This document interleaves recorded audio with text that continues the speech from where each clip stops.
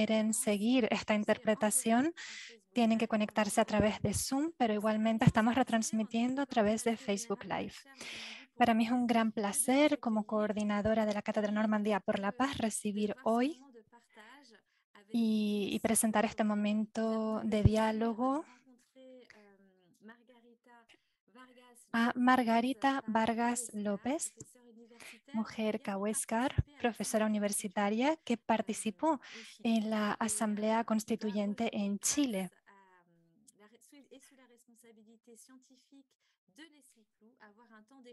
Leslie Clute nos va a dialogar con ella y es un gran placer para nosotros poder organizar este momento de diálogo de voces diversas en el seno de la Cátedra Normandía por la Paz. Margarita, muy bienvenida. Gracias por haber respondido positivamente a la invitación de Leslie Clute y voy a dejarle la palabra a Leslie, responsable del eje de investigación de pueblos autóctonos, experta de la Cátedra Normandía por la Paz.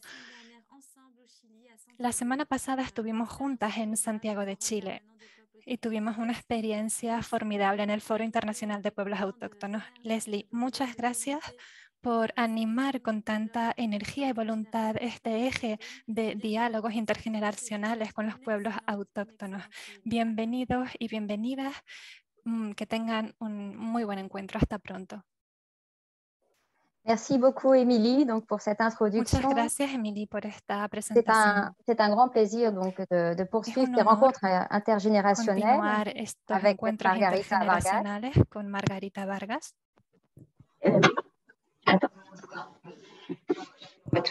Donc, je vais vous parler un petit peu du peuple Cahuéscar, parce que Margarita est membre du peuple Cahuéscar, et ensuite je donnerai la parole à Margarita Vargas López. Margarita est membre donc du peuple Cahuéscar. Le peuple Cahuéscar est un peuple du sud du Chili, jadis connu comme le peuple nomade des Cano Rostro du sud du Chili, qui cohabitait avec les peuples Yagan et Selknam. Il y a aujourd'hui 18 communautés autochtones Cahuéscar reconnues par l'État chilien, selon la loi autochtone de 1993. Et malheureusement, le peuple Cahuéscar compte aujourd'hui moins de 10 locuteurs de la langue Cahuéscar. On rappellera ici aussi que la constitution chilienne actuelle, adoptée en pleine dictature militaire et qui soutient le modèle économique néolibéral chilien, donc l'extraction à outrance d'exploitation des ressources naturelles, ne reconnaît pas les peuples autochtones dans sa constitution ni leurs droits. Un projet de nouvelle constitution protecteur, notamment des droits des peuples autochtones, a en outre été rejeté en septembre 2022 à l'occasion d'un plébiscite organisé par le gouvernement. Donc, Margarita Vargas López, comme l'a indiqué Émilie, est née à Puerto Eden, une localité connue comme Jetarque en langue cahuéscar. Sa grand-mère, Margarita Molinari Eden, s'est dédiée à la préservation de la culture cahuéscar. Aujourd'hui, donc académica, universitaire, activiste sociale et dirigeante autochtone depuis plusieurs décennies, Margarita souhaite suivre les traces de sa grand-mère pour la préservation du patrimoine cahuéscar et la préservation de leurs droits. En 2021, Margarita Vargas López était élue comme membre de l'Assemblée constituante chargée de rédiger un projet de nouvelle constitution pour le Chili. Elle était représentante autochtone au sein des sièges réservés. Donc, un grand merci, Margarita, d'être présente parmi nous aujourd'hui. Pourriez-vous donc brièvement nous parler tout d'abord de votre peuple, nous préciser ses caractéristiques et la localisation de son territoire? Et pendant que vous allez parler, je vais montrer donc une carte qui va nous représenter où se situe donc le territoire cahuéscar, donc à l'extrême sud du continent sud-américain.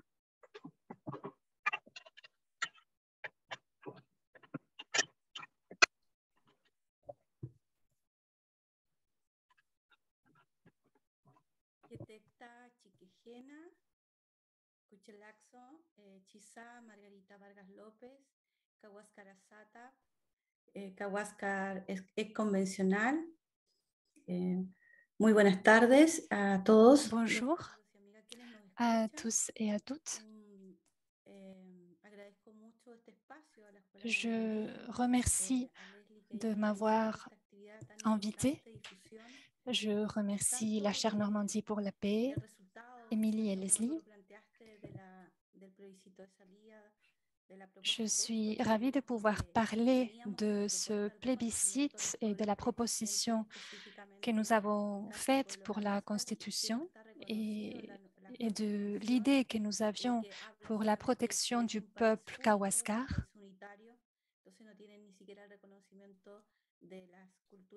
C'est un peuple qui n'avait même pas une reconnaissance.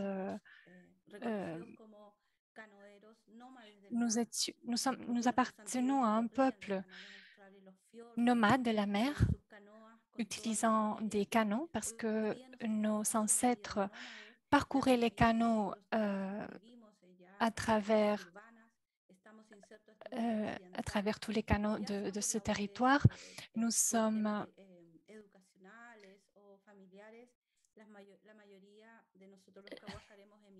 la plupart des Kaweskar sont partis de leur territoire, de leurs ancêtres. Donc, on a laissé notre culture derrière nous. Mon peuple vivait en contact avec la nature. Et pour pouvoir développer notre spiritualité, nous devons être en contact avec notre environnement, avec la mer, avec les plages, avec les fleuves, parce que notre nourriture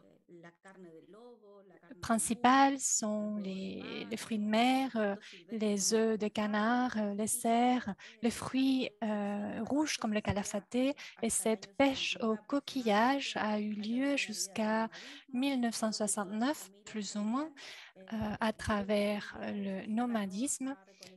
Comme je disais, toutes les familles sortaient en canot pour récolter des aliments. Nous faisions toute cette récolte des aliments de manière durable parce que nous ne prenions que ce dont nous avions besoin pour survivre. Je peux souligner le fait que l'une de nos principales activités culturelles, économiques, c'était la chasse au loup réalisée en janvier. Et comme je l'ai dit tout à l'heure, on faisait cela de manière durable. On ne chassait que ce qui était nécessaire et toutes les matières premières avaient un but. On utilisait la chair pour nos aliments, pour nous nourrir, la graisse comme en tant que médecine, que médicament. Et on s'enduisait de graisse de loup pour supporter mieux le froid et pour faire la pêche au coquillage, parce que c'était les femmes Kawiskar qui faisaient cette pêche au coquillage et qui s'enduisaient de cette graisse de loup avant de plonger. Les cuirs du loup étaient utilisés en tant que fourrure pour se couvrir. Et petit à petit, cette pratique est devenue un emblème culturel et aujourd'hui, elle symbolise ce peuple nomade de la mer. Moi, je suis née à Yetarte, Puerto Eden, un lieu autochtone. Nous avions cette culture du nomadisme. Nous avions un langage, une transmission de savoir oral.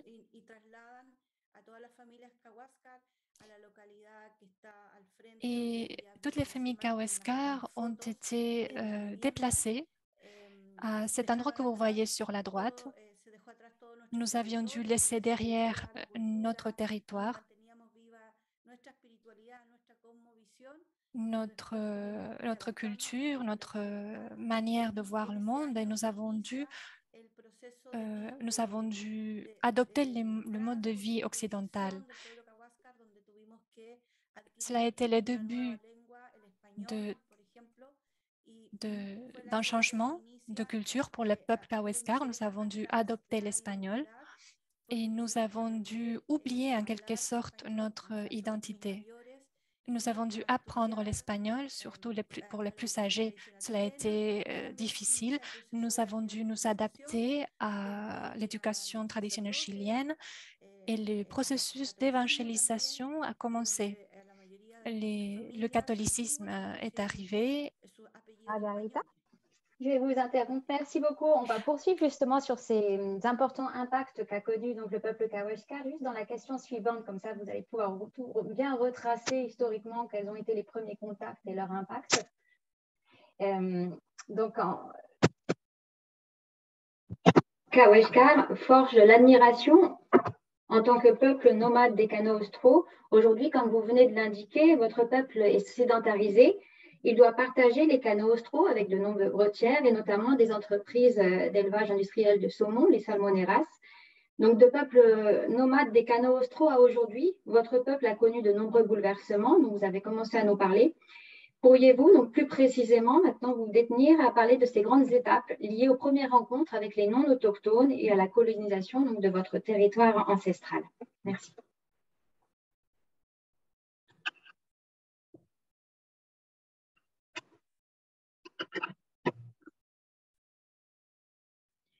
Efectivamente, todos estos procesos de En effet, ce processus de transculturalisation où l'on installe le catholicisme, le colonialisme, a eu un impact positif, négatif. Bien sûr, on apprend de nouvelles choses, on adopte une nouvelle culture, mais nous n'avons pas pu poursuivre nos traditions ancestrales. Nous n'avons pas pu parler notre langue, par exemple, parce qu'on s'est moqué de nous. Les personnes âgées ne voulaient pas parler la langue pour pas nous infliger les moqueries que eux ils avaient dû supporter. Donc moi j'ai grandi entre deux mondes, entre le monde traditionnel Kaweskar et le monde traditionnel chilien. J'ai dû m'adapter à ce nouveau monde et j'ai dû donc adopter des traditions qui n'étaient pas les miennes.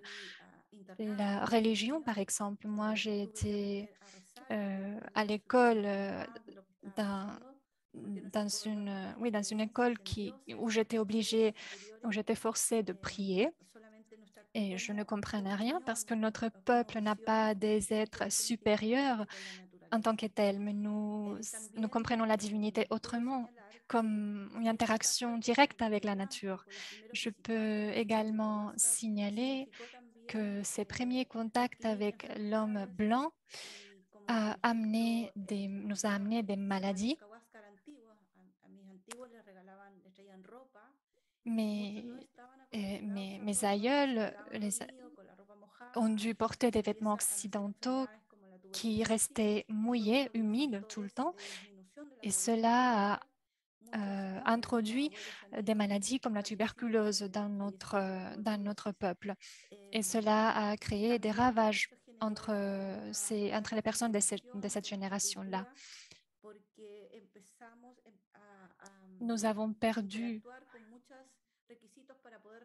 une connexion avec notre culture parce que nous avons commencé à oublier des connaissances sur la navigation. Aujourd'hui, nous ne pouvons plus naviguer. Il y a beaucoup d'interdictions au niveau du gouvernement. Nous perdons petit à petit des espaces pour naviguer. Et également, nous avons vu comment des industries d'extraction se sont introduites dans notre territoire. En 2019, le ministère des Biens nationaux a donné une nouvelle catégorie au parc national Kaweskar, tel qu'il est appelé aujourd'hui.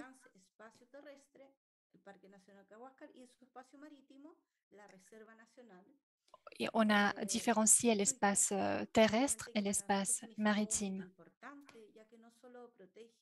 Bien sûr, cette protection a signifié un progrès pour nous parce que cette protection a étendu la protection au peuple Kaweskar. Et on a fait cette protection au temps de Michelle Bachelet. On a donc donné une nouvelle catégorie au territoire Kaweskar et cela a protégé l'espace terrestre, mais par contre, l'espace maritime est resté en tant que simple réserve. Et cela permettait de faire quelques concessions aux industries, ce qui a entraîné des dommages pour pour l'écosystème maritime. Et cela a endommagé l'écosystème maritime, mais cela va aussi à l'encontre de notre vision, de notre cosmovision, parce que ces industries ne respectent pas les droits humains et ne respectent pas non plus le peuple Kawéskar. Et je parle de tout le peuple Kawéskar parce que nous sommes quelques 18 communautés Kawéskar organisées et reconnues par l'espace chilien et par les traités internationaux, comme la Convention 169, qui parle de la manière dont les industries extractives doivent agir dans les espaces autochtones. Par contre, ces conventions ne sont pas en train d'être respectées. Cette industrie, l'industrie du saumon, fait des dommages très, très difficiles de réparer. Nous avons un grand patrimoine immatériel et c'est un patrimoine qui n'est pas en train d'être sauvegardé au jour d'aujourd'hui. Il existe aussi le risque des fuites de saumon, des fuites qui impliquent des milliers de saumons qui se mélangent avec des espèces autochtones, ainsi que la transmission des restes d'antibiotiques dans les milieux marins.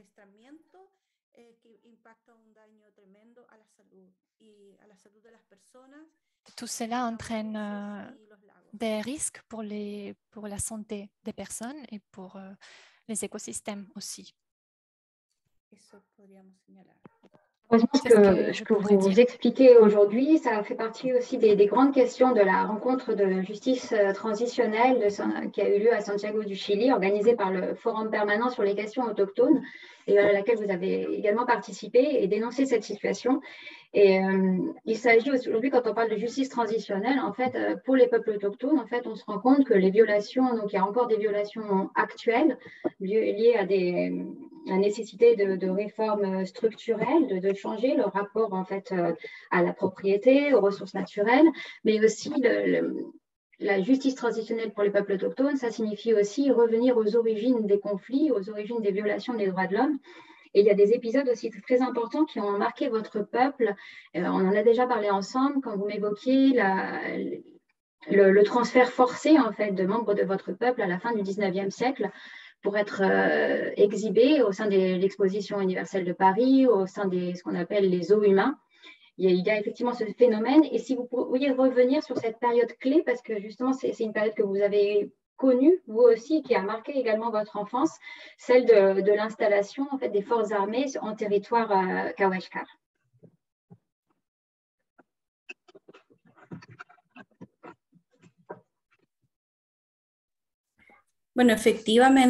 Effectivement,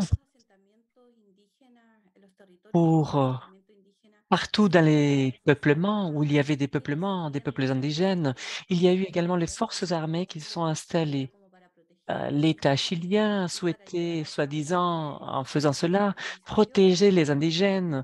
Il souhaitait également évangéliser les peuples indigènes, leur montrer, leur apprendre la culture chilienne. Mais cela a aussi provoqué que les anciens et les anciennes Kawéskar ne puissent pas s'adapter, ne puissent pas s'intégrer avec les militaires.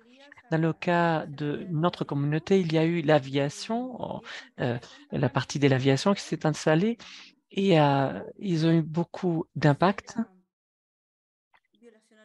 Il y a eu aussi une violation contre les droits humains. Le cas de l'île de Son est très triste. C'était un endroit où il y avait une concentration militaire.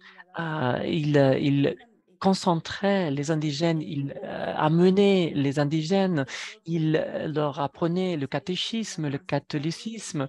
Ils ont provoqué une sortie des anciens Kawéskars et ils ne se sont pas adaptés du tout. Ils ont dû quitter leur style de vie nomade. Ils souhaitaient quitter ces îles, mais ils ne pouvaient pas le faire puisque ces territoires n'étaient pas connectés avec le continent. Pour l'État chilien, c'était bénéfique. Sûrement pour nous, indigènes, ça a été euh, une, une perte absolue de notre culture, de nos langues, de nos cultures.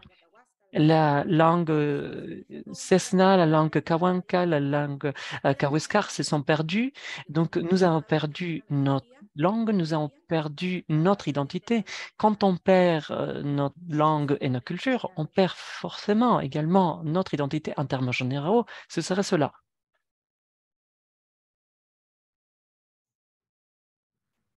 Pour en revenir aux zoos humains, j'ai quelques photographies que Margarita m'a permis de vous montrer. Donc, je vais repartir. Mon écran est partagé. Je vais juste rechercher ces images et laisser donc Margarita commenter. Donc là, c'est une triste reconstitution qui a été effectuée donc à Berlin en 1881.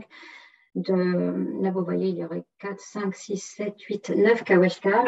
Et Margarita a notamment été présente lors de la restitution de certains restes humains de ces personnes Kawashkar emmenées de force en Europe. Je ne sais pas si vous pouvez nous dire quelques mots sur ces événements, Margarita.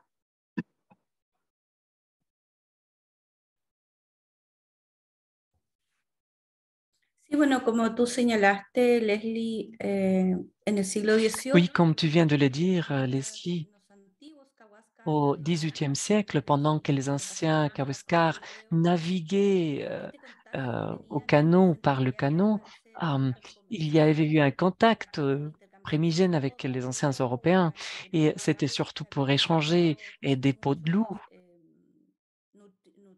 À ce moment-là, il y avait également de loutriers, des marchands de peaux de loutre. Donc, il y avait des échanges avec des personnes européennes. Cependant, certains de ces contacts, c'était que du pillage, que de la destruction de notre culture. Ils prenaient des canoës complets, des familles toutes complètes, ils les amenaient jusqu'en Europe, ils les exposaient comme des animaux sauvages à Paris, à Zurich. Il y a eu même une petite, une fillette, Kawéskar, qui était morte dans les bras de sa mère parce qu'elle elle n'avait pas été capable de s'adapter à l'atmosphère de Paris. Nous, notre spiritualité relève de la nature, relève de nos canaux, de notre mère, etc.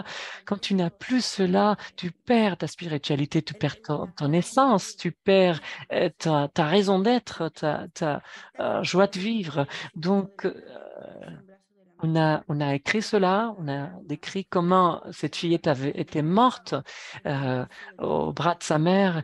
On avait également décrit les violations faites contre de nombreuses femmes Kawéskar.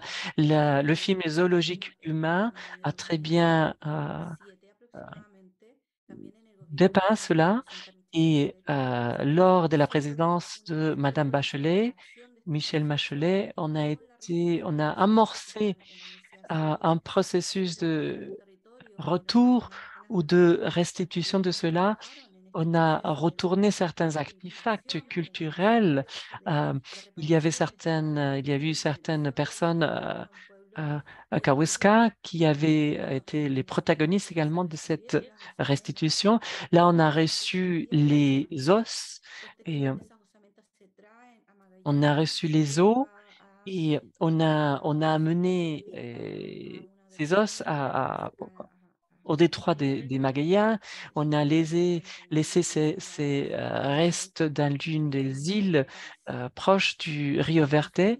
Donc, on a pris ces eaux depuis Zurich, en Europe. Et aujourd'hui, en 2002, presque 2023, on n'a plus d'action venant de la part de l'État chilien pour reconnaître qu'il y a eu une énorme vulnération et violation des droits humains, qu'il y a eu un énorme pillage, n'a pas amorcé un dialogue avec le peuple Yahuasca. La semaine dernière, à Santiago, on a tout de même commencé à parler d'une possible réparation au pillage et aux violations subies par tous les peuples indigènes au Chili. Donc, et ces accords qu'on a pris avec la collaboration, la présence de M. Mérias, représentant du Forum permanent. Donc là, on avait commencé déjà à parler d'une réparation aux dommages subis par les peuples indigènes de la Patagonie. On va revenir toujours en lien avec cette question et sur la destruction donc de la culture de votre peuple. Je sais que la question du génocide donc, du peuple autochtone est un thème pour lequel aussi vous vous battez, qui vous préoccupe particulièrement. Vous avez même proposé un article dans le cadre du projet de nouvelle constitution pour interdire le génocide des peuples autochtones. Selon vous, peut-on parler de génocide culturel pour le peuple Kaweshkar? Il serait intéressant aussi que vous nous faisiez part de votre impression, de votre évaluation des dommages transgénérationnels qui ont été causés et pas encore réparés par ce génocide culturel qui se poursuit finalement, mais on va revenir également dessus sur les politiques culturelles en faveur de votre peuple.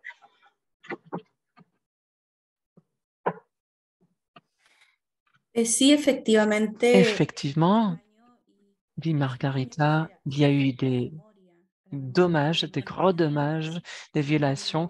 C'est un dommage pratiqué contre la mémoire, contre la connaissance.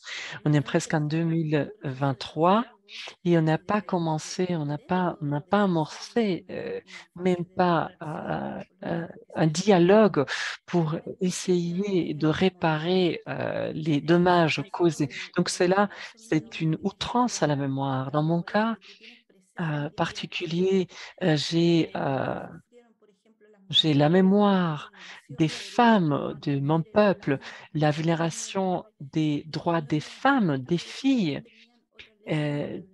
Tu t'imagines, ils n'avaient aucune autre langue, ils n'avaient pas d'autre langue que la langue autochtone, mais leur communication était interdite.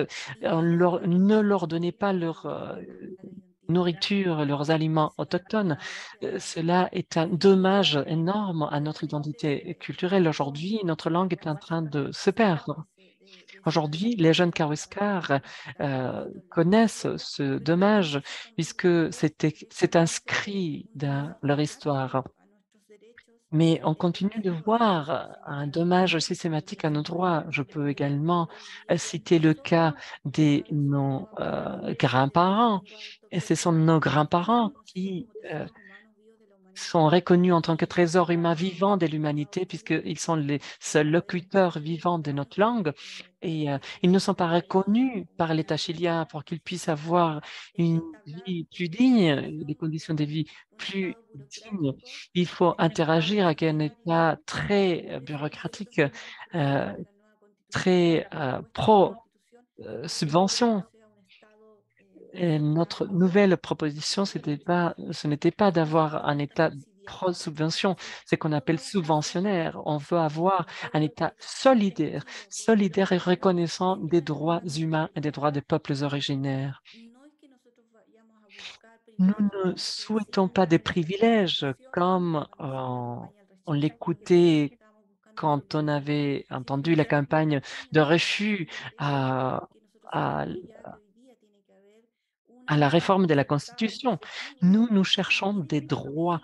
Ce sont des campagnes qui durent depuis des décennies et il doit y avoir une reconnaissance constitutionnelle des peuples pré-colombiens existants au Chili. Nous œuvrons pour une reconnaissance du peuple Kaweskar pour avoir un ensemble législatif qui puisse sauvegarder nos patrimoines matériels et immatériels. Le cas de nos grands-parents, ce sont des trésors humains vivants. Ils doivent pouvoir vivre, pouvoir mener une vie digniteuse. Ça a été un processus assez lent. Nous avions l'espoir dans cette nouvelle constitution, une nouvelle proposition constitutionnelle pour avoir reconnaissance de ces espaces perdus, pour faire en sorte que le Chili puisse devenir un État plurinational, pour faire en sorte que nous, en tant que défenseurs, défenseuses, puissions avoir des espaces au sein de la politique chilienne pour que le consentement des peuples préexistants puisse être reconnu au niveau politique, au niveau administratif également, pour revenir sur, pour retrouver nos droits qui étaient existants dans le passé, qui ont été oubliés. Dans ce que vous venez d'expliquer, il y a aussi deux points très importants. Tout d'abord, vous avez bien indiqué qu'il n'y a pas eu jusqu'alors de réparation. Hein. Vous avez juste mentionné cette restitution des restes humains de vos ancêtres, mais que ça fait le fruit d'une lutte de votre part, de la part de votre peuple. Il faut rappeler qu'au Chili a été mise en place pourtant en 2001-2003 une commission Vérité historique et nouveau traitement, Verdad Histórica y Nuevo Trato. Comme vous indiquez, pour le peuple Kawashkar, cette commission n'a pas eu d'impact dans les domaines de la vérité, de la justice, de la mémoire ou de la réparation, n'a pas non plus reconnu de génocide au peuple Kawashkar, comme ça a été le cas pour d'autres peuples de l'extrême sud du Chili. Et j'ai une interrogation donc, concernant les réparations. Vous expliquez tout à l'heure que vous avez réalisé justement des cérémonies sur certains sites sacrés Kawashkar. Je voulais savoir si ces sites, au moins, ont pu obtenir une protection. Ce sont des sites réservés aux Kawashkar. Et donc, si vous avez des espaces territoriaux titularisés pour pouvoir en jouir et mener votre relation spirituelle avec votre territoire en tant que peuple Kawashkar.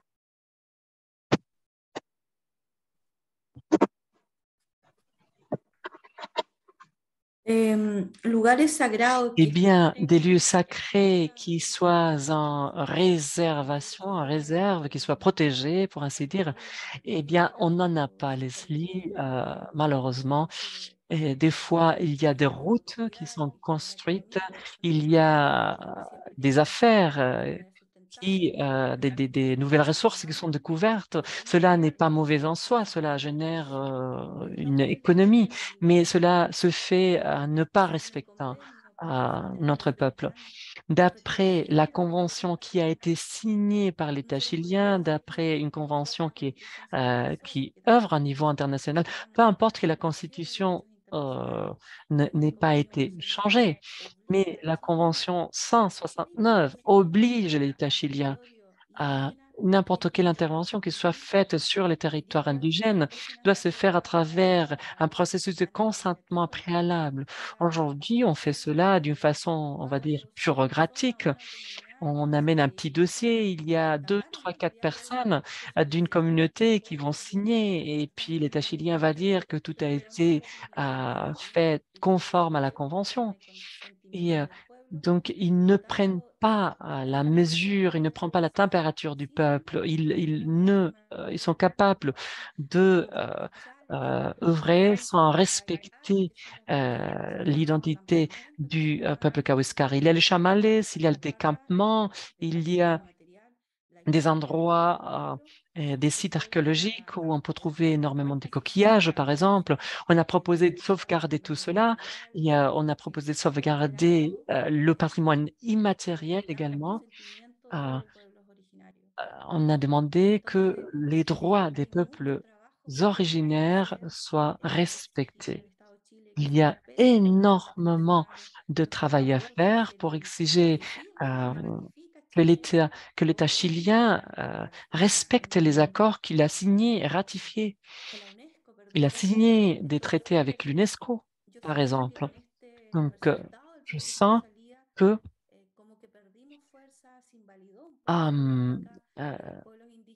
à cause de cette perte du référendum constitutionnel, on a perdu un peu de force, mais nous savons que ces droits sont quand même garantis à niveau international.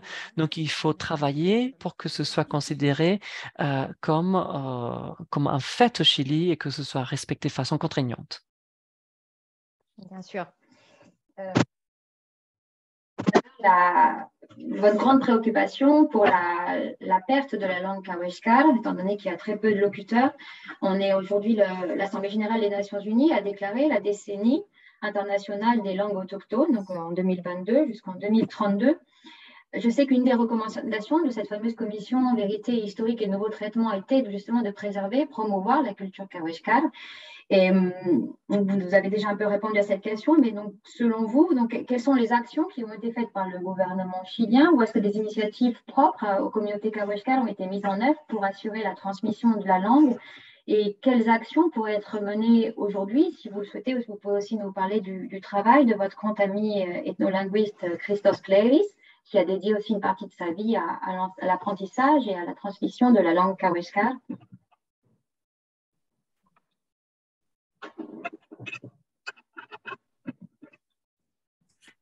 Bueno, sí, efectivamente, el señor Christos Kleiris. Effectivement, M. Christos Kleiris a fait une énorme apportation dans le sauvetage, on va dire, de la langue kaweshkar.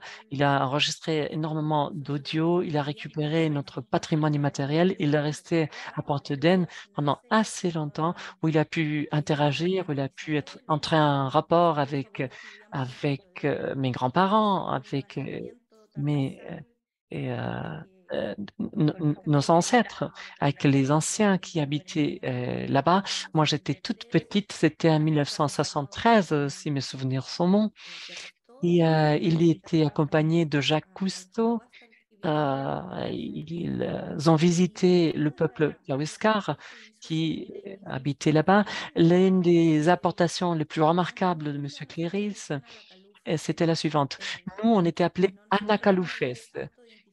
Nous, on ne s'était pas identifié ou on ne s'identifiait pas en tant qu'Anakaloufes.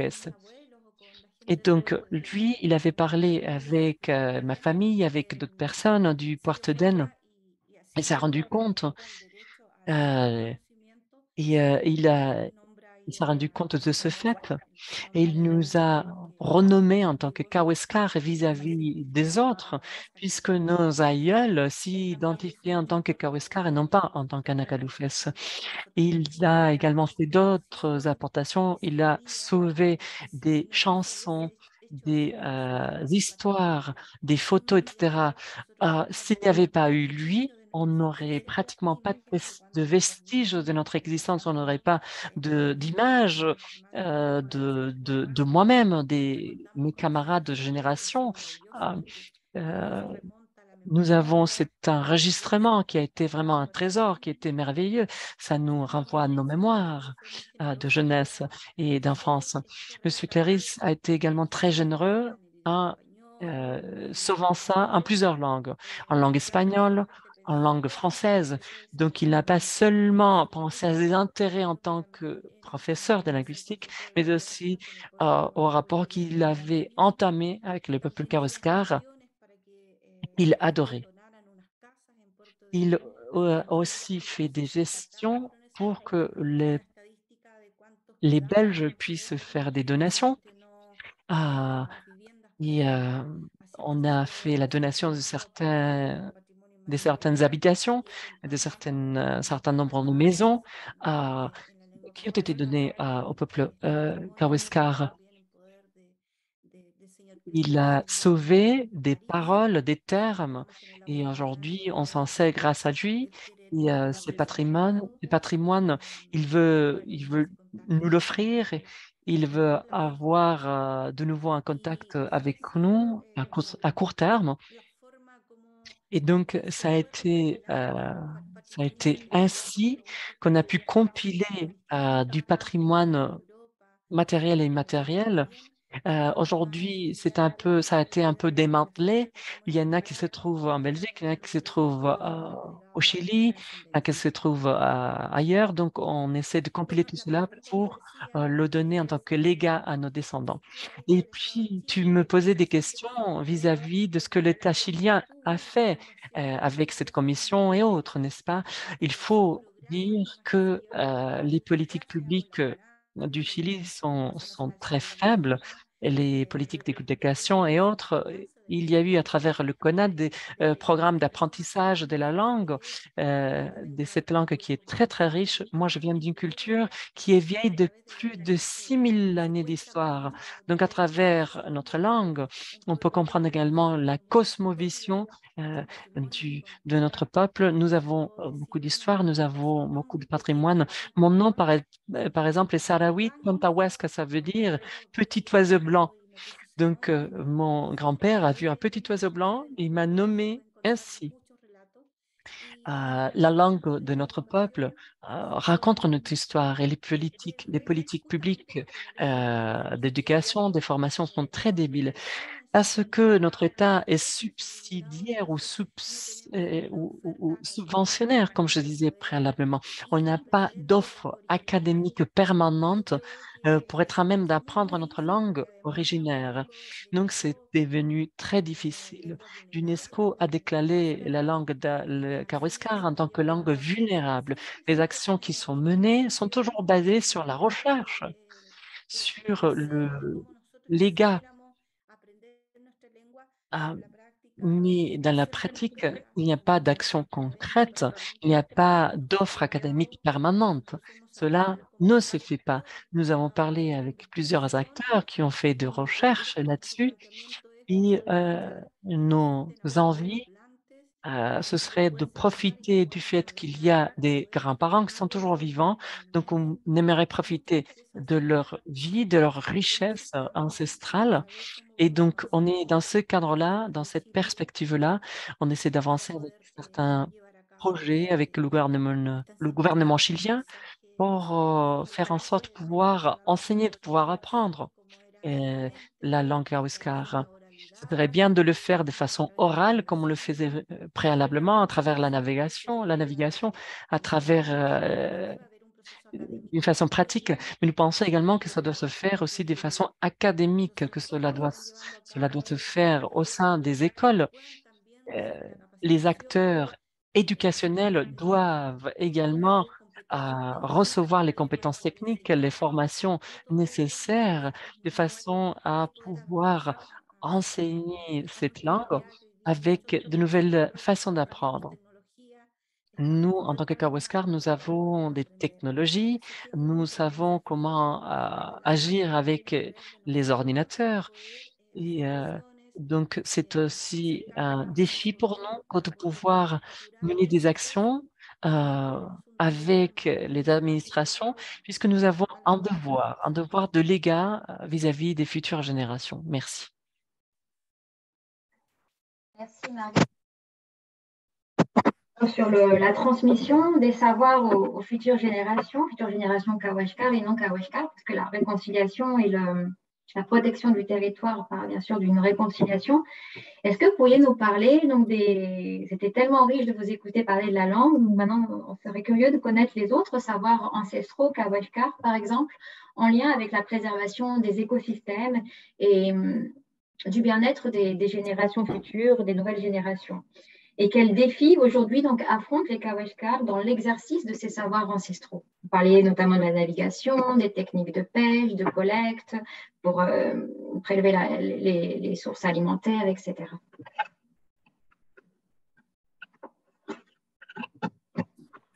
Bueno, hoy día está limitado en la mayoría. Aujourd'hui, on limite beaucoup, on a beaucoup limité les endroits où nous pouvons pêcher.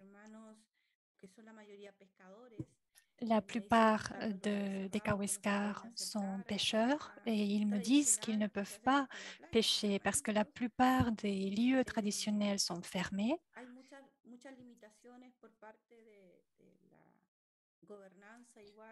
Le gouvernement régional de la région met beaucoup de limites. Il y a beaucoup de limites à niveau administratif. Nous ne trouvons plus des personnes spécialistes en navigation avec les canaux comme jadis. Nous sommes très habitués maintenant à la culture occidentale. Nous ne sommes plus vraiment faits pour le nomadisme. Donc, il faut faire des processus très bureaucratiques pour sortir pêcher. On ne peut pas non plus aller visiter librement les cimetières, les endroits spirituels traditionnels parce qu'ils sont entre éléments des forces armées chiliennes. Donc, c'est très compliqué. J'espère qu'on pourra faire des progrès. Je travaille depuis l'année 1998 sur tous ces sujets et je peux dire que nous n'avons pas fait beaucoup de progrès. La loi autochtone, la loi 1523 ne parle pas vraiment des droits des peuples autochtones. Donc, les instruments législatifs ne sont pas vraiment utiles pour les peuples autochtones parce que nous avons tous plus ou moins les mêmes demandes. Nous sommes tous des peuples des côtes côtières et nous sommes tous très intéressés pour le patrimoine immatériel ainsi que notre patrimoine matériel comme nos maisons par exemple. Donc je travaille avec un groupe de personnes pour la protection de notre patrimoine, pour la récupération du nomadisme, bien sûr d'une façon différente parce que nous comprenons bien que nous sommes dans une autre époque, nous ne sommes plus dans les passés, mais nous voulons quand même pouvoir aller visiter nos cimetières et nos endroits traditionnels. C'est un travail que nous devons poursuivre. En relation avec ce nomadisme, vous m'avez expliqué à une occasion que vous construisez des habitats provisoires, mais provisoires juste parce que vous étiez de passage, mais ces habitats restaient après pour les autres personnes de vos familles ou autres Kaweshkar qui allaient se rendre sur les mêmes lieux. Est-ce que vous pouvez nous expliquer comment étaient faites ces habitations, ces habitats, et nous parler de ce nomadisme que vous avez? Est-ce que vous l'avez connu, ce nomadisme, ou vous avez connu peut-être la fin du nomadisme? Je n'ai pas connu ce nomadisme personnellement. Je sortais naviguer avec mon grand-père, José, et ma grand-mère en chaloupe déjà. Mais je me rappelle qu'ils sortaient naviguer pendant des longs mois. Je me souviens de la préparation des chaloupes et je me sentais très triste parce que mes grands-parents partaient. Il y avait déjà à cette époque-là des restrictions pour que les enfants puissent sortir ou ne puissent pas sortir plutôt. Et donc, comme je disais, pour moi, c'était un moment triste parce qu'ils sortaient et ils partaient pour longtemps, mais en même temps, j'étais contente parce qu'à chaque fois qu'ils revenaient, ils amenaient avec eux des œufs. Ils ont même amené un petit pingouin une fois à ma sœur. Bien sûr, on l'a rendu après, on l'a laissé libre.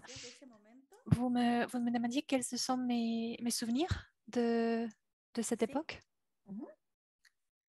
Aussi. Ah oui, je me souviens. Quand je parle de mes grands-parents, je suis très émue, mais vous me demandiez comment je me rappelais les huts. Alors, pour naviguer, pour chasser, on partait longtemps à des endroits éloignés de Puerto Eden et donc on construisait des camps éphémères avec des branches, des cuirs de loup. Et bien sûr, quand on construisait un camp, cela voulait dire qu'il y avait une abondance de fruits de mer à cet endroit-là. Donc, on laissait les camps quand on partait. Ces tentes qu'on construisait dans les plages, sur les îles, restaient là pour permettre à d'autres Kawéskars se reposer et dormir. Et donc, elles étaient un signe qu'il y avait des fruits de mer dans cet endroit-là et que d'autres personnes étaient passées par là pour chasser et pour pêcher. Il y a beaucoup de camps qui doivent être protégés. Cela doit être incroyable et magnifique de naviguer par les canaux et de tomber sur l'un de ces camps. Les anciens Kawéskars connaissaient très bien la navigation et les canaux du détroit de Magellan. Et donc, ça, c'est un patrimoine de leurs traces. C'est un souvenir de leurs traces. Aujourd'hui, nous sommes colonisés. Nous n'avions pas à cette époque-là des intérêts territoriaux, c'est-à-dire on n'avait pas des intérêts à agrandir notre territoire. Les déplacements étaient libres. Les Kawéskars se retrouvaient amicalement avec d'autres peuples, faisaient des échanges, faisaient du troc, mais on n'a jamais eu des intérêts pour agrandir ou pour diviser le territoire. Quand j'avais 10 ans, j'étais très consciente qu'on n'avait pas du tout ce type d'intérêts qui sont aujourd'hui, par contre, présentes dans certaines communautés. Merci beaucoup, Margarita. Vous avez tellement de savoir à transmettre et c'est un grand honneur que vous puissiez les partager aujourd'hui avec nous. Justement, vous peignez un tableau assez sombre, hein, comme vous le dites, donc de perte de la culture, de perte des savoirs. Et quelle est la situation quelle est la situation des jeunes Kawéskars aujourd'hui et quelles sont en fait leurs possibilités d'accéder à un certain développement si tel est leur souhait, mais aussi de préserver leur culture. Ce serait intéressant que vous nous parliez de leur posture et des possibilités qu'ils ont. En fait, peut-être qu'ils n'ont pas le choix, peut-être qu'ils doivent migrer à Santiago. Est-ce que les jeunes générations peuvent encore être proches de leurs grands-parents et pouvoir accéder à ce partage de savoir comme vous avez pu en bénéficier?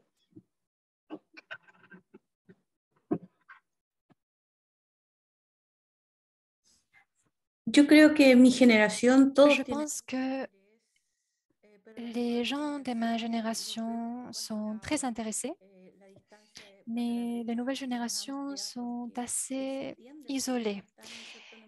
Et je comprends parce que les jeunes sont déjà très intégrés dans la culture occidentale. Le colonialisme s'est installé très fortement au Chili. Donc, je vois que les jeunes essayent de connaître, mais comme je disais, c'est un système tellement bureaucratique aujourd'hui quand on veut faire n'importe quelle action que la plupart des jeunes se lassent de cette situation et préfèrent de mener une vie tout à fait occidentale, préfèrent d'oublier la mémoire et leur culture. C'est plus simple. Puis, au quotidien,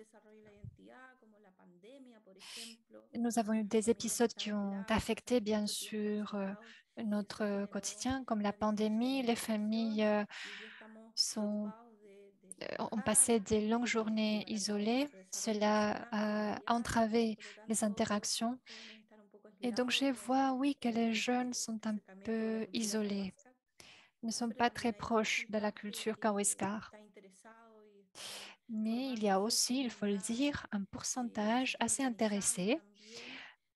On voit qu'ils se sont organisés et essayent d'obtenir des connaissances, des savoirs. Et donc ça me rend très heureuse parce que cela veut dire qu'il y a une certaine génération, une certaine partie de cette génération qui veut récupérer cette culture Kawaiskar et qui veut amener la culture Kawaiskar à la culture du Chili de manière plus ample, qui veut faire connaître la culture Kawaiskar. Et donc, nous sommes là pour transmettre ces savoirs et notre expérience aux jeunes. Nous ne voulons pas qu'ils trouvent les mêmes difficultés que nous dans leur parcours.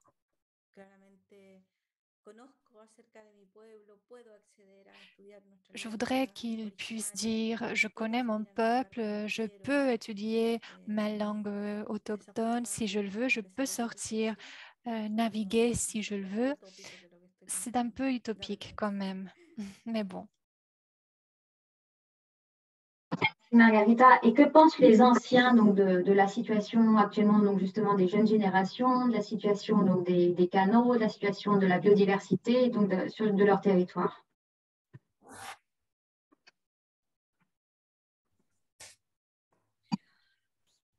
Les aïeuls sont tellement savants,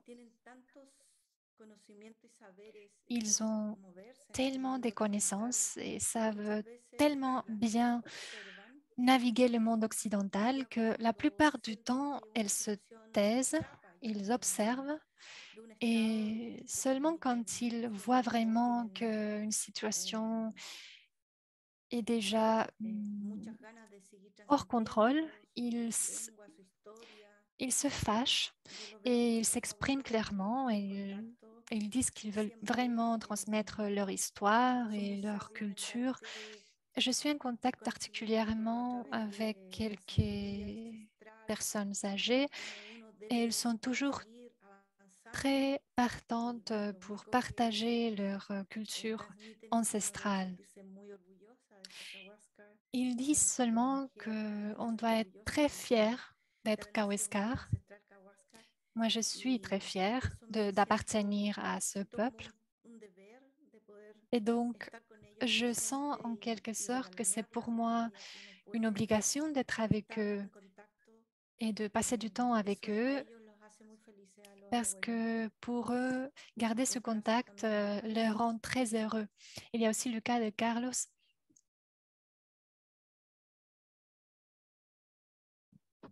Souhaitez-vous, Margarita, que je présente les photographies que vous nous avez transmises donc et vous pouvez nous parler, ce serait très intéressant que vous nous parliez donc de vos grands-parents qui vous ont beaucoup inspiré, notamment votre grand-mère, Margarita Molina, et également votre grand-père, José López Paterito, dit José López Tonco, et de votre oncle Carlos Eden qui nous écoute peut-être aujourd'hui et qui est actuellement donc à New York. C'est un grand défenseur des droits des peuples autochtones. Je ne sais pas si vous voyez mon écran.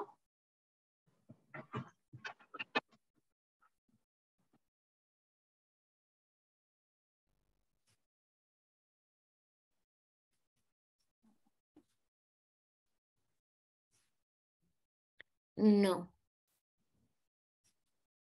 Non, je ne la vois pas. Non, on ne voit rien depuis... Ah oui, là, c'est bon.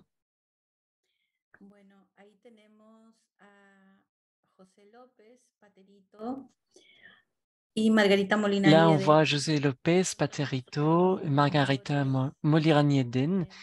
Ce sont mes grands menteurs, dans le sens, mes grands formateurs, puisqu'ils étaient des transmetteurs, c'était des transmetteurs de nos connaissances, c'était des mentors et là, on le voit avec Monsieur Cousteau et là, ils transmettaient leurs connaissances de façon orale. Ils étaient très sages, très aimables. Jamais je ne les ai entendus se disputer. Ma grand-mère, Margarita, elle était très joyeuse. Elle était une grande leader également. là, quand on avait fait le projet des nomades de la mer avec elle, et on disait que elle, c'était l'une des femmes les plus respectées, les plus respectées dans la communauté de Porto Eden. Elle faisait le troc avec les bateaux qui passaient. Elle était toujours préparée pour le passage des bateaux. On leur donnait des vêtements et où elle donnait vêtements à d'autres grands-parents et les autres grands-parents leur donnaient des cuirs de loup, des peaux de loup. Elle était une grande négociatrice également. Margarita était, je l'aurais dit, très joyeuse. S'il fallait parler avec le gouverneur, le surintendant, et elle le faisait. Pour elle, on était, tout le monde était sur un pied d'égalité. Elle était vraiment très gentille également, très sympathique, tout le monde l'aimait bien. Et là, quand on est parti sur Puerto Eden, et, euh, et il y a eu un certain temps qui est passé et elle nous a rejoints. Elle a continué de maintenir sa culture et continué de vendre dans les rues. Elle continue de vendre son artisanat. Et c'était une façon de continuer d'être nomade en quelque sorte. Elle m'a appris les chants Kaweskar. Elle avait une voix très douce. Elle transmettait beaucoup de tendresse. Donc, ils m'ont reçu quand je suis née en 1969. Ma sœur Maria, qui est là sur le canoë, avec ma tante, avec mon frère José, et elle me raconte que quand j'allais naître, quand j'étais sur le point de naître, mes grands-parents m'avaient dit avaient dit à tout le monde de se réunir parce que j'allais naître, ils disaient. Et donc, ma grand-mère avait chanté des chants d'enfance. Et puis, il avait demandé ce que je m'appelle Margarita. Et j'ai beaucoup d'amour pour eux et je remercie l'univers d'avoir pu être partie de leur famille, d'avoir pu faire partie de leur légat.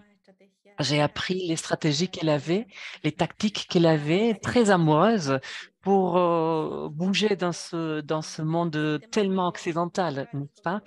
Le système est maintenant très bureaucratique, c'est différent, mais j'essaie de suivre son exemple. Merci. Suivant pour l'instant. Ouais. Je suis désolée, ça m'arrive tout le temps. Non? Voilà. Et si vous pouvez nous parler maintenant de Carlos Eden, votre oncle, qui est aussi actuellement votre mentor dans la défense nationale et internationale des droits des peuples autochtones au Chili.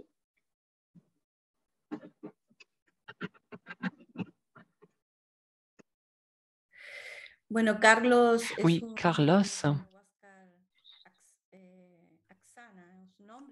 Carlos s'appelle est un indigène Kaweskar Aksana.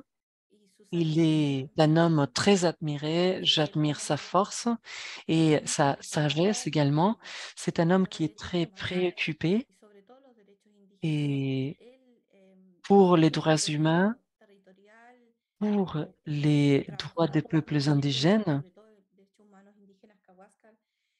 Il a beaucoup travaillé pour les peuples autochtones. Je l'ai beaucoup admiré. Il a beaucoup de sagesse ancestrale autochtone, mais aussi beaucoup de sagesse politique. C'est lui qui m'a demandé de me présenter à l'Assemblée constitutionnelle. Moi, ce qu'il me dit, je le suis comme si c'était une loi. Il est parti de Porto quand il avait, quand il avait à peine 5 ans. Il a été adopté par une famille à Puerto Eden. C'était des aviateurs. Les aviateurs avaient fait un travail de protection avec les anciens indigènes qui habitaient à Porto Tarte. Lui, il est parti de Puerto Eden Et il n'a jamais, jamais oublié sa culture, même s'il avait une situation économique assez bonne. Mais il a été très motivé par la lutte pour les droits humains. Il est parti en Argentine. Après, il est parti à l'exil. Il a cherché l'asile politique à New York. Il est mon mentor. J'éprouve beaucoup d'admiration, beaucoup d'amour pour lui. Toujours les conseils qu'il m'a donnés m'ont beaucoup servi pour amener des arguments à l'Assemblée constitutionnelle. Je me réunissais avec lui de façon permanente et jusqu'aujourd'hui, je lui raconte toujours sur mes projets. Je pense que lui, c'est une grande valeur pour le peuple Kavoscar. C'est un grand honneur que d'avoir un homme de sa taille. C'est un homme sensationnel. Il est très sage et puis il est très généreux. Parce que tout ce qu'il sait, il le partage. Merci. Merci Margarita. Donc on a parlé de vos ancêtres. Maintenant, on va revenir sur vous, sur votre parcours. Connu les savoirs ancestraux, l'éducation Kawashkar avec ses grands-parents et qui est arrivé, vraiment, c'est une situation historique, donc à la Convention constituante à Santiago du Chili à partir des années 2020. Il faut savoir que les peuples autochtones au Chili n'ont pas de participation politique. Il y a quelques maires, mais quelques députés, mais c'est très rare. Il n'y a pas de siège réservé.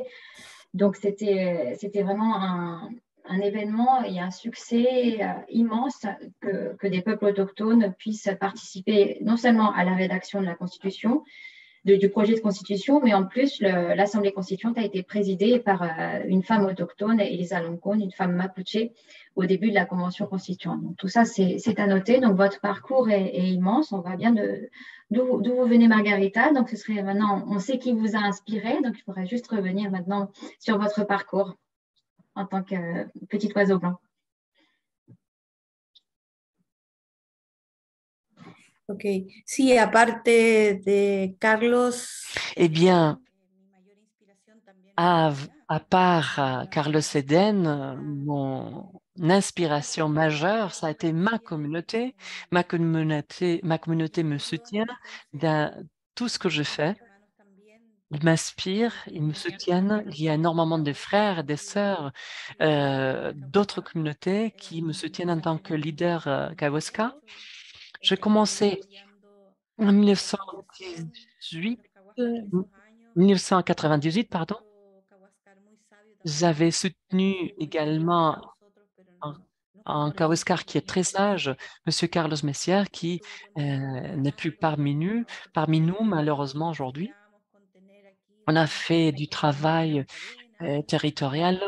On voulait avoir un bureau autochtone, un bureau indigène sur Punta Arenas, et nous voulions créer une institutionnalité, par exemple la CONADI, on voulait l'instaurer ici. J'y ai travaillé pendant 4 ans. Ma tâche principale, c'était d'articuler les communautés d'après la nouvelle loi. On a créé la communauté de Punta Arenas, encore la communauté de Puerto Natales, puis la communauté résidence de Puerto Eden, et puis la communauté Yagan, la communauté de Merillones. Et puis aujourd'hui, on a à peu près au total 17 communautés. Moi, j'ai contribué uniquement au départ en tant que fonctionnaire. J'étais fonctionnaire de la CONADI. Après, je suis partie parce que j'ai compris que depuis une instance gouvernementale, d'une instance en tant que fonctionnaire, je ne pouvais plus travailler pour les droits des peuples autochtones.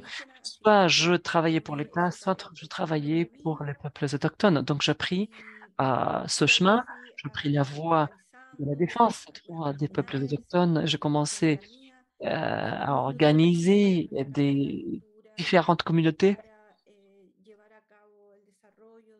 J'ai organisé la mienne, j'ai organisé ma communauté également. Nous tentons de développer notre cosmovision, notre spiritualité. Nous souhaitons avoir une plage pour nous connecter avec la nature. Nous faisons de la et la recollection du junquillo, une sorte de canne, et nous faisons des petits baskets avec des gens. Juste une minute, s'il vous plaît, juste une minute, je reviens. Et voilà, et c'est excellent, tu en as pris un. Oui, là, c'est une petite basket qui est faite par Mathilde Caro, l'une des membres de nos communautés. C'est une basket de Gemini Pattern. C'est un tissu de petits gens et il représente le patrimoine de notre peuple. Anciennement, les femmes, quand elles faisaient des immersions toutes nues, elles apportaient tout ça, tout plein de coquillages, tout plein de fruits de mer.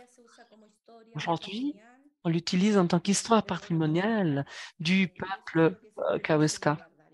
Et c'est cela qu'on doit sauvegarder, tout comme les canoës ou les canaux. Donc, voilà, je commençais à raconter mon histoire et je commence à parler des artefacts de notre histoire. Et bon, à un moment donné, on me dit qu'on va essayer de créer une nouvelle constitution avec une reconnaissance des peuples originaires, avec des sièges réservés. Il y a plusieurs sièges, un seul siège pour le peuple Kawiskar. Il n'y avait pas beaucoup de volonté politique pour qu'il y ait encore des sièges réservés pour nous. Moi, je me suis présentée en tant que candidate avec ma doupla.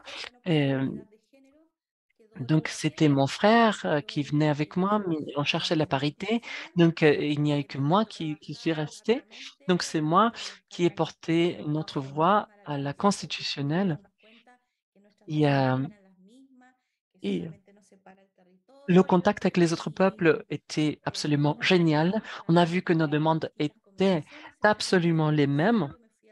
On a créé 7 commissions ou comités. Moi, je rejoins le comité des arts, sciences et culture sous la direction de Cristina Rovato et Ignacio Chura.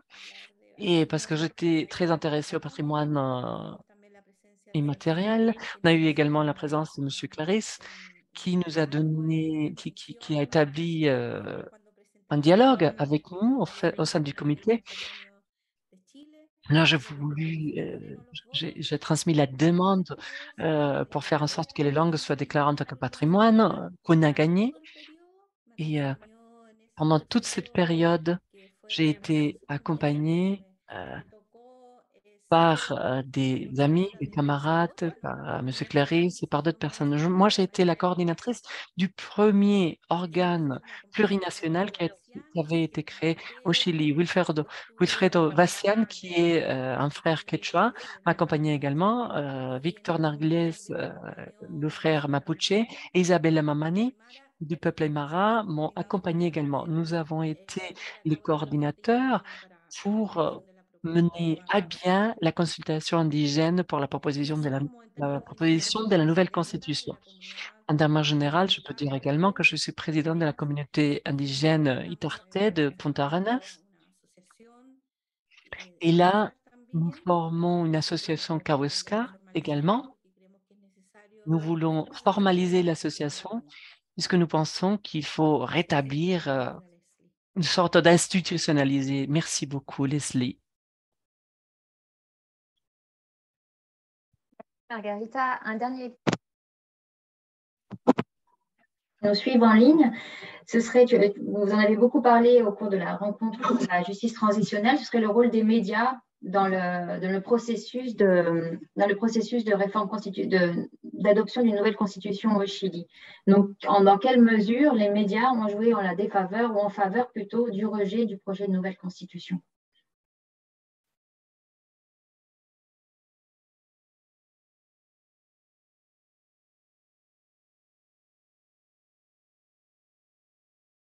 Bueno, como lo mencioné Eh bien, comme je l'ai dit préalablement, au départ, et on a vu que lors du plébiscite initial, on a vu qu'il y a eu un grand refus pour la reconnaissance des peuples indigènes et les moyens de communication, les médias ont joué un rôle pour cela. Ils sont dans les mains des potentats, des grands intérêts économiques. Donc, ils ont essayé d'invalider de façon permanente nos travail depuis le départ. Donc, il n'y a pas eu d'essai et de justice transitionnelle.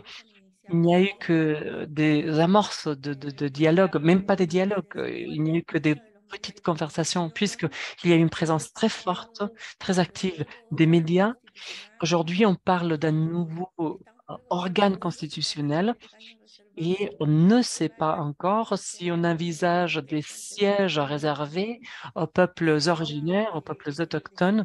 On parle de 7 quotas. Et comment est-ce qu'on va faire si 7 quotas? On est 11 peuples différents. Est-ce qu'on ne va pas continuer à vulnérer, à violer les droits, puisque un représentant du peuple mapuche n'a pas la même cosmovision, n'a pas la même spiritualité qu'un Kawéskar. Donc, il faut il faut tisser des alliances, il faut tisser des raisons, il faut s'y prendre ensemble, il faut avoir une présence politique, il faut être dans tous les organes démocratiques pour faire entendre notre voix, bien comme il le faut. Il ne faut pas laisser les autres parler pour nous, puisque bien souvent, ces personnes ne connaissent pas notre culture, ne connaissent pas euh, notre cosmovision. Beaucoup de personnes euh, nous disent que ils, nous sommes un peuple qui comptons plus ou moins 17 communautés indigènes dans la zone du détroit de Magallanes.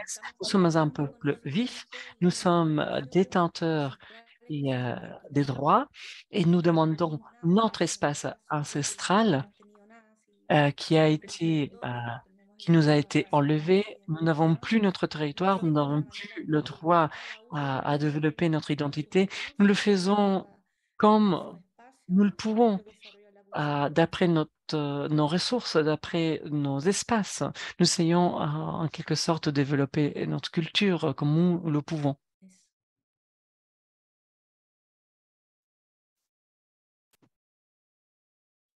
Je m'adresse à tout le monde. Je sais qu'il y a quelques personnes en ligne. Est-ce que vous auriez des questions à poser à Margarita pour profiter de sa présence? Je sais elle a un problème de batterie d'ordinateur. Il lui reste très peu d'électricité. Donc, n'hésitez pas. Ce serait donc l'occasion d'interagir avec elle. Vous pouvez donc poser votre question sur le chat, la messagerie donc, qui se trouve dans le Zoom.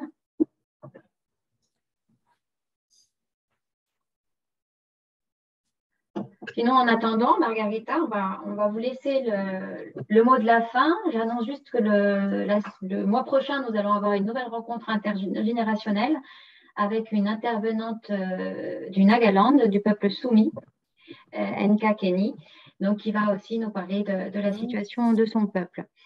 Donc, Margarita, je vais vous laisser les mots de la fin et si vous le souhaitez, et ce serait très, très riche et peut-être porteur de beaucoup de force, je vais vous laisser vous exprimer d'abord en espagnol et après dans votre langue Kawashka, donc pour clore cette rencontre. Et j'en profite pour remercier infiniment nos deux traducteurs, donc Abel et Saga, qui ont fait un travail formidable. Merci à tous les deux. Donc, la parole est à vous, Margarita, et ensuite, s'il n'y a pas d'autres questions, donc nous pourrons clore ce passionnant dialogue.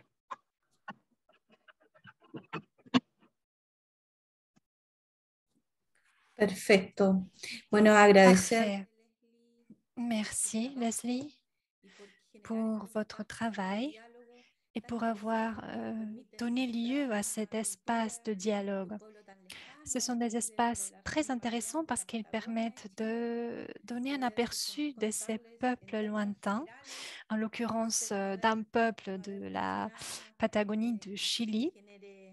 J'espère n'avoir pas dit des choses qui qui peuvent susciter des émotions désagréables, mais en tout cas, j'ai essayé d'être transparente. Merci beaucoup à la chaire Normandie. J'espère l'avoir bien prononcé et j'espère que vous allez continuer de créer ce type d'espace pour pouvoir transmettre différentes cultures. Merci beaucoup. Kijaso, comme on dit en Kaweskar. Et c'est tout ce que je voulais dire.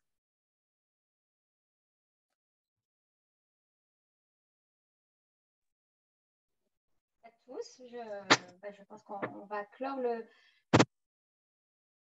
Je vous indique par ailleurs que ce dialogue donc, est en live sur le Facebook de la chaire Normandie pour la paix et qu'il sera également retranscrit sur la page YouTube de la chaire. Le lien de cette vidéo sera aussi accompagné d'un résumé avec quelques retranscriptions de ce dialogue et aussi des liens importants qui vous permettront d'approfondir sur la situation du peuple Kaweshkar. Il y aura un lien vers les ressources, les enregistrements, les travaux de Christophe Cléris, où vous pourrez entendre le grand-père de Margarita transmettre ses chants en Kaweshkar. Il y aura un lien aussi sur cette fameuse vidéo donc du commandant Cousteau qui rencontre la famille de Margarita et aussi son grand-père est filmé. On voit Margarita, une magnifique petite fille de 5 ans et on voit que c'est exactement, vous verrez que c'est la même personne aujourd'hui, juste avec beaucoup plus d'expérience et peut-être de sagesse. Donc voilà, donc il y aura des éléments qui viendront approfondir ce dialogue donc dans une ou 2 semaines, le temps de tout retranscrire. Donc, un grand merci à vous. Et puis, on va mettre fin à ce dialogue en vous souhaitant une excellente soirée. Au revoir, Margarita. Adiós. Kijaso. Au revoir. Au revoir, Leslie. Merci beaucoup.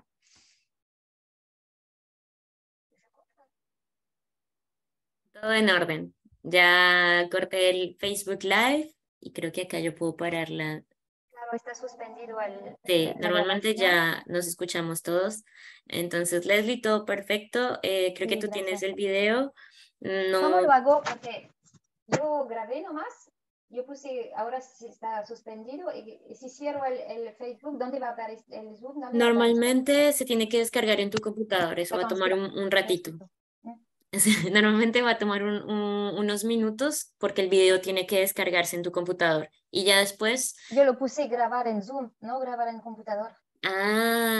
Eso es, entonces no sé porque normalmente yo puse en el cloud. Pues veremos. Si algo quizás está en mi computador, ok. Pues porque yo no puse cloud, no puse cloud, tienes razón. No sé, ok. Entonces se va a descargar en tu computador y luego por WeTransfer me puedes mandar el video y ya luego vemos cómo nos organizamos, ¿vale? Ok, está perfecto. Tu resté jusqu'au bout du coup. Sí, porque estaba muy interesante, la verdad. Entonces yo dije, no, está mejor y quiero asegurarme que todo está bien y pues nada, Saga, Abel, de nuevo, muchas gracias. Merci beaucoup, c'était parfait. Merci. Exactamente. Y pues nos veremos en una próxima oportunidad cuando tengamos la ocasión. ¿sí? Bien sûr. Quedamos en contacto. Ok. Bonne soirée alors. Merci Adios. Laura. Donc je quitte aussi et j'attends que ça se décharge et tout ça. Merci à vous deux, Abel et Saga. C'est super. Merci Laura.